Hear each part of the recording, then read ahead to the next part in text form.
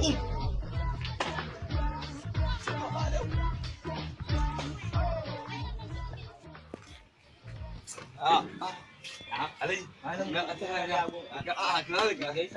Alhaji na kwana, an ta lafiya ya yara yan barbai ya tuma kan goku ya kasuwa ya iyali ya haka ya kuma yan maula kamar mu ya masu hana ka barci. Daman Alhaji wallahi matsala ce ta gane Alhaji. Daman bashin naira miliyan 10 na zo ka bari idan na yi arziki zan kawo ma miliyan 10 na har cikin gida. To kai in ban da dan bahaguwa ne ni in baka bayan miliyan kuɗi da wannan kuɗin za ka je kai arzikin balle haka zo ka ai wannan kaban ai zan je na jujjuya yanzu in na baka a gona za ka sa kuɗi in ya narke kuma da me za ka biya ni in ya so kawai ka dau hakuri kamar wallahi ni ba ba komai saboda dan akuya ne kai